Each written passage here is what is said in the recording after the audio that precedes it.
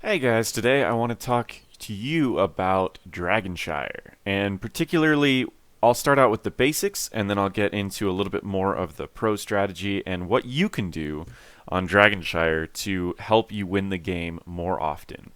So, the first thing to know about Dragonshire is its objective, which is this middle dragon here that one person drives. It turns into a vehicle, and one person drives this vehicle, and it has two abilities. It has a Q, which does a fire breath, and that fire breath is great for clearing a wave. One fire breath will completely kill one wave at just about any point in the game.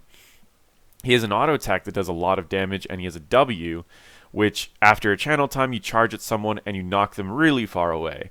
If you were to hit someone, let's say your dragon's here and the enemy's here, and you use your W to hit them, you're going to throw them all the way over to about here. And so it can be a very powerful tool to remove a tank from the fight, or to, let's say they get behind you for a second, you can knock them right into your team. So it's a very powerful tool, but mainly the dragon is used for his auto attacks that do a lot of damage to structures as well as a lot of damage to heroes. In order to get this objective, what you need to do is you need to have your team be channeling this, have control of this shrine and this shrine. And the way that you do that is by standing on it until it turns blue, and then once it's blue, it'll stay blue until the enemies stand on it, which will turn it red. Now, once it's blue, you can walk off of it and you can go back to lane. You can go kill camps. You can do whatever you want to. Once both are blue, you're going to see these blue lines that go from each shrine up to the dragon. And when both of those go to the dragon will shine blue. And you have channel that can be interrupted by damage. So you want to channel it and get that quickly. And once you get the dragon, you have it for a decent amount of time, and it's got a full health bar. There are some things that you can do to speed up the rate that you can kill the dragon. For example, it is considered a hero, which means that heroes like Malthael, who do percent health damage, or Tychus, who do percent health damage, can melt it down faster. He has some resistances to certain abilities, so for example, Greymane's ultimate ability, Cursed Bullet, does not do the full damage to him. I don't know the exact percent that it does, but it is not the full 35%. I don't believe Karazim's ultimate ability does the full 49%. But a lot of the smaller abilities will still do a decent amount of damage, and it's still a great way to draft. So, that is the dragon. That is how it's used. What I recommend early game is you want to tell your team to focus on the camps so that you can get this early dragon. So there's a bruiser camp here, or called the hard camp. There's a siege camp here, or called the easy camp. And as well as another bruiser camp up here. What happens oftentimes is that the top lane is usually a strong solo laner that can last against another person, but they struggle against a huge push like this, which means that if you get this camp at the right time, it allows your solo laner to hold this for much longer because the enemy solo laner has to deal with this bruiser camp. The bottom lane right here, it's usually 4 people, so getting this at the wrong time is just going to be wasted. As well as this one can do the same thing as this camp up here. So what I like to do is if I'm in bottom lane, I like to get this one first, and then I like to bring all 4 people down and get this one, and while they're distracted with the first one. After you get this one, that gives you time to get this objective, assuming that your top lane is winning. On the other hand, let's say your bottom lane is doing decent, but your top lane is losing. You want to get this objective you want to get this camp before you get this objective.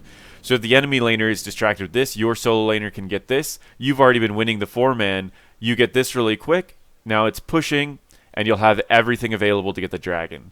So this allows you to where if you're winning the solo lane, you call out for your team to try to get the camps to still easily get not easily, but trick their way into getting that. If you're losing the solo lane but you're winning the 4-man, you can get this camp right up here, and it makes it easy for your solo lane to win. Either way, the reason that I love Dragonshire is that it makes it to where every part of your team has a lot of areas that they can win. If you're constantly winning the solo lane, that means that the enemies can never get the dragon. unless they roam up to you, which means that it's more likely that your team will be able to get this shrine. So as long as you're really good in the solo lane, you'll never have a problem. In the same sense, if you're really good in the 4-man, or if you want to split into like a 2-2 or a 1-3, no matter how you want to split it, it's a very strong map, and it's a very interesting map just because everyone has a part, everyone has something that they need to do, and it's less about just these 5-man team fights, and it's more about getting really creative with how you split up your team and how you utilize the camps that are available. Oftentimes on Dragon Shire and pro games, what you'll see is that the game will go on a long time before the first dragon goes off. Now, there's a few things that you can do with the dragon to make it easier to win the next dragon. The first thing that I recommend is the experience lead. If you've ever watched as a tower gets destroyed, you see that it's worth 500 experience, and the fort is worth 1,000. Well, you can get the same you can get the same amount of experience by killing 2 towers as 1 fort. But a fort has more than double the health of the towers, which means that it's going to take longer to down a fort, and it's safer for the enemies because they're closer to other forts. So what I highly recommend doing is I like destroying the towers and immediately going up to another lane's towers. For Dragon Shire, there's a trick that I like where you down the towers first and you go up through this little section here and you destroy the fountain. And the reason why is because it makes it easier for your solo laner to start beating the other solo laner, because your solo laner will have a fountain and theirs won't. So if you get them low, their solo laner needs to go all the way back here, or they need to go all the way down here to get any type of regen, which allows more time for your team to get the shrine. So I like destroying these first, going up to this fountain, and then since you're already here, I like to back up around here and start destroying these towers with whatever you've got left, and that usually will get you one more tower off after the first dragon, and that's enough experience to make it worth it. So this allows you to win your top lane more effectively, as well as you still got an experience lead with your first dragon by getting 1,500 experience, which is a lot safer than trying to go for the 2,000 here. The next thing is, downing these first walls is extremely important, because if these stay up, it's hard to get the dragon here because the enemies can walk up, they can throw a skill shot, and then walk back behind the towers. And they can keep poking you for a long period of time if you're trying to get this alone. However, if you destroy the front walls, they don't have anything to hide behind. So if they walk up to go poke, you can walk down and start killing them because they don't have anywhere to hide. So the first thing you should always do with the dragon is down these front walls. Then I highly recommend working on a fountain here and something here. And then finally, after you get a fountain in some of the front walls, most pros ignore top lane completely. They let their solo laner deal with top lane, and their 4-men and their dragons will never go back top lane. The reason why is because this area up here is very risky. You can't rotate very easily. So if you get stuck up here and the enemies lower the health of your dragon, you waste so much time trying to get anywhere that it's not really worth it. However, if you go mid lane and you push and you realize that they've got a strong defense here, it's easy for you to rotate down bottom and get this. Or if you go bottom, same deal, it's easy to rotate up and get this, as well as taking a camp on the way. So what a lot of pros do is you'll see that top it gets neglected oftentimes when you're pushing.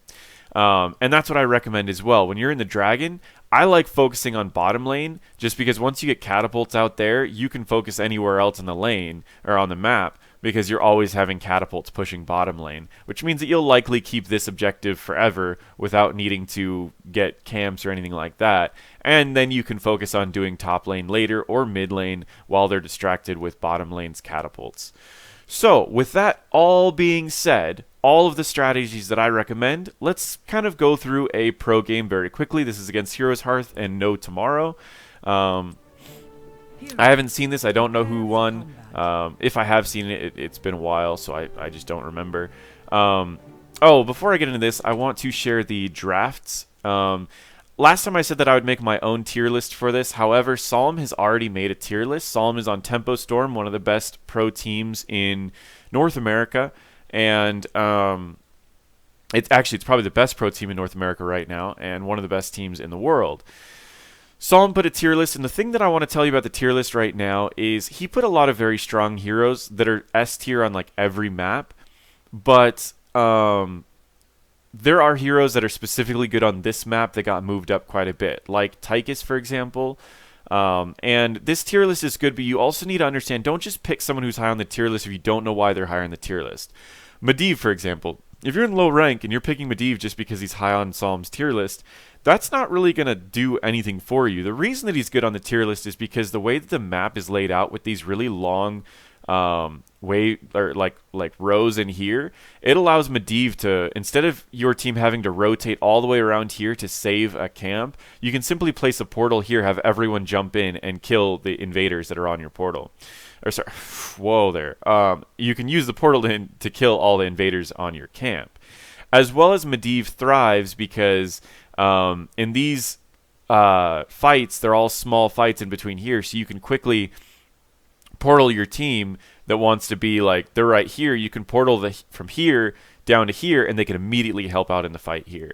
So it allows your 4-man to soak and leave one person here, and when the enemies think that they're about to win, you can portal down everyone. So Medivh has a lot of benefits there. Medivh also has another benefit because you can use Leyline to stop the dragon, which allows you to Leyline and stop him for 3 seconds. That could be long enough for you to kill his team and then go back to having fight the dragon. So he has a variety of tools, and the dragon's a huge hitbox that can get hit by his Q all the time. So just picking Medivh isn't going to be a win, but picking him in the right situation could be. And same with lower ranks. Just because Psalm feels that Azmodan is tier 4, if you're in lower ranks and people aren't very good at clearing multiple waves, he's pretty solid. The reason that he's tier 4 on this list is because you're probably going to have someone in every lane to begin with, so him pushing every lane isn't going to be very beneficial. So looking at this tier list, you can use it as a guideline, but what I recommend drafting is I recommend focusing on the solo lane, which is going to be Malthael, which is going to be Sonya, as well as possibly Dahaka as a solo laner or Blaze as a solo laner. Once you focus on the solo lane first, then I like recommending people who like winning, or people who can win uneven fights or just awkward fights. So when I get to supports, I like Rhaegar, Uther, and Lily. The reason why is because, well, Malth and Stukov are still really great, and they're definitely still S tier supports. I like these three because they thrive in smaller fights. Lily can only heal one person at a time. Uther thrives healing 2 people at a time. And Rhaegar, he thrives in small fights because he can do a lot of damage. He can he can slow, and his heals tend to heal 2 to 3 people. So I like these people for these small fights. While Stukov heals 4 people at a time, he thrives on this map if you're roaming as 4 between this area and this area back and forth, then Stukov's decent. But if you split up into 2s and 2s, Stukov becomes useless. So, I mean, not useless, but just, in my opinion, if you're going 2 and 2, Stukov's tier goes all the way down to tier 3. And I see too many people doing this all the way up to Masters, and they think Stukov's amazing, they're going to play him, but he's really not that great in sets of 2 because he doesn't do that much damage by himself, and he's just not that great. Malfurion at the moment is great at everything. I think he needs to be nerfed. But I like Uther, Lily, and Rhaegar for this particular map because they are strong in these small fights. Maiev can be tricky. Again, if you pick her into 2s, she's going to have a hard time getting her resets. So she's a little bit better if you're roaming with 4. But she's really good on this map because you can roam in over these walls very easily. You could just E over walls and then grab people and pull them back. So Maiev is still very good on this map, even though she's kind of bad in the split fights. So it's about drafting for what you feel is good, but at the same time trying to figure out why you feel that it's good. Like, you can't just pick a 4-man comp and then go 2 and 2. And you can't just pick a split comp and go rotate as 4. You want to make sure to abuse what your team's good at. Finally, draft for killing the objective in case you don't get it. I always tell people that you should draft for winning the objective first, and then you should worry about drafting for if you lose the objective. And the reason why is because if you're always drafting to lose the objective's always going to get a little bit of value. So even if you down it quickly, they're still going to get value out of it. So it's hard to win a game with a strong objective like this one by never getting the objective. So I highly recommend that you work on drafting for winning the objective first and then losing the objective by possibly drafting a Tychus or a Malthael. And Malthael does both duties. He can win the objective because he's a strong solo laner, and if you lose the objective, he can still do a lot of % health damage. Alrighty, I'm going to try to keep this video short, so I'm only going to do a couple minutes of this, so I'm going to speed through it a little bit to the first objective just to show you what they focus on, as well as how they position their teams. They send their solo laners top. They do a Dahaka versus Sonya. Sonya beats Dahaka, but Dahaka allows them to rotate so that even if they lose top lane, which Dahaka will, Dahaka can always jump down so that they can guarantee and win bottom lane. We've got a Tassadar who's focusing on making sure that there is soak going on both lanes, as well as Tassadar can poke really well. So if Dahaka or if red team gets the first dragon we've got going out, I want to show exactly what they do on their first dragon, and then I want to go into what they're going to do on their later dragons. And remember that the first dragon is a little bit weaker, so you just want to get what you can to help out your team. The next dragon is extremely strong. Like, the later you get, the dragons get really, really strong. So the later dragons, you definitely want to try to win the game. There is also something about the dragons. I believe it is a 67% chance to win the game if you get the first dragon. So try to draft to win the first dragon and make plans on how to win the first dragon. Actually, I do want to share the events leading up to this dragon to see if there was specific camps that were taken at specific times. So it doesn't look like there was any bruisers that were picked up which led to this dragon, and at the same time these siege camps were already taken over a minute ago. So it's not really, it doesn't seem like they did anything too crazy to get this. They simply played out their fights really well. They made sure to bring up 2 people up top so that they could deal with this as well as they could get that easily. Now Sonya knew that she couldn't fight both of them, so she immediately went mid to see if she could help out. I highly would have recommended her to instead go for this camp and just had like someone like a Hanzo interrupt. But that's not what ended up happening. And we'll see. Again, Sonya's not doing too much here. She's just getting some experience, trying to get her team level 10. While this simple fact is that HHE got the experience lead so early, and then they pushed people away mid. So this is another thing that you can do is when there's nothing that they can do, you can hold these zones for a long time. Say Sonya came up here, and you see that you have 3 people mid against their 2. All you have to do is survive on a point for long enough to where you can get the first dragon, which is what this person does here. He essentially just sits on it long enough to where Jaina gets the dragon. And then first dragon, let's watch what they do. They destroy the tower. He positions himself so that he can go up here, and it positions so that he's out of range of this tower. So he's only taking tower hits from one of the towers. Then once he destroys this tower, he can position himself wherever he wants to destroy this. Oftentimes what the dragon will do is destroy this tower, hit a couple times on the side wall so that if his team decides to go in and get kills, they can go in and get kills. Because the health difference is these middle walls have 4,300 health and these side walls have 1,700 health. So downing the health or downing the small walls first is often very beneficial for your team. But in this case, he's just going to go from tower to tower, destroying the towers. Remember, if he wanted to go and destroy this fort, he would have to commit by destroying a wall first, then going to the fort. He's deciding that he wants to go for bottom lane first. I believe the reason why is because they didn't have much trouble at top lane, as well as the Sonya was fine and she doesn't really need a fountain. So he decides that he's going to go for bottom lane just to get the extra experience and make it easier for his bottom lane to win, because if you destroy the fountain on the bottom lane, it allows it to where it's essentially 4 fountain uses, not just the 1 fountain use from top lane. So I believe that's where he's going to go. He tosses 1 extra Q to see if he can down the sidewall. Does a Q. This Q hits all of the, or a good chunk of the minions. There we go. He backed up so that it would hit all of the minions. As well as, okay, I never really liked that. I don't like using W that far away from people. I like to use Ws that are really close. So they simply just went for the experience route here. I would have recommended that they got in that tower, but, I mean, what do I know? These are pro players in here, so they might have had a different plan. And a lot of when you win one objective, you want to make sure that objective leads your team to get the next one. So if they feel that it was more necessary for them to down the front wall here, then maybe it was. They're a pro team. They know what they're doing. And they're not like... again, this isn't like a NGS or a Heroes of the Dorm. They're not doing some just because I disagree with something doesn't mean that they're wrong or I'm wrong. It could just be that these pro teams have a specific idea for what they want to do. Now, both teams go for their objectives here. The reason why is because this team is about to hit level 10, and they don't want to lose this. So even though this isn't the best time to get this, they just don't want to lose it.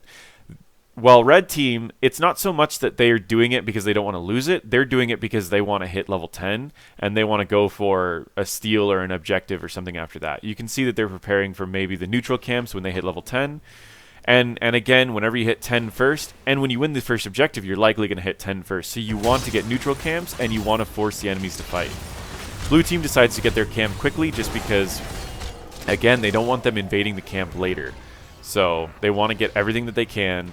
And right here, with this objective, they're going to probably take the fountain and maybe even a fort from it.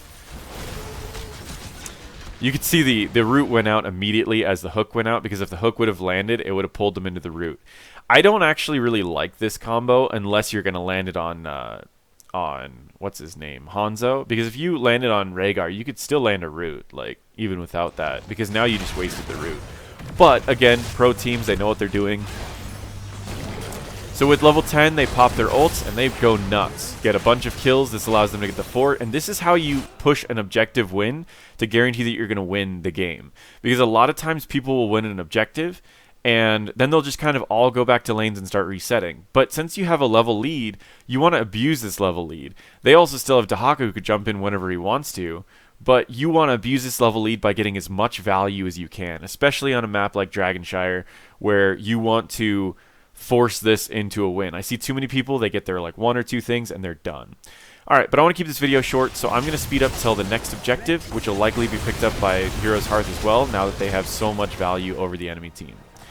As you can see, red team has an entire fort over them, so they've got fountains. If the enemies get this, if No Tomorrow gets this down here, then they can fight it back and forth and be over here. Excuse me. And later in games, in Dragonshire especially, you'll see people fighting less split and more together. And honestly, it's not game over either. Here's the thing is, the levels are still, you're on the same talent tier, despite the fact that Heroes Hearth has such this advantage down here. They're on the same talent tier, which means that even though they're about to hit 13 first, you've got Dahaka who's showing bot lane. You can fight a 5v4 up here on even talents, and No Tomorrow could actually win this fight right here. And then if they win this fight, what does that mean? That means that they have this, and they can go and immediately take this. And that'll make it to where they've got the same, relatively same advantage of the enemies have no fountain and no fort, so you can abuse that. So if No Tomorrow plays this right, they could still win this game. People say, oh, no comeback mechanic, but they honestly could win this game because they just saw Dahaka show bot. They should immediately be going for this. They shouldn't worry about this because they can get, maybe throw one person to stall, but now it's an easy fight up top if they would have just gone for it. And they let Jaina get the objective, and we're going to speed up.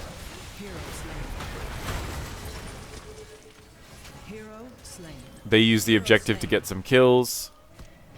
Less about pushing. Remember that the auto attacks still do a lot of damage to heroes, so it's okay to use auto attacks on heroes.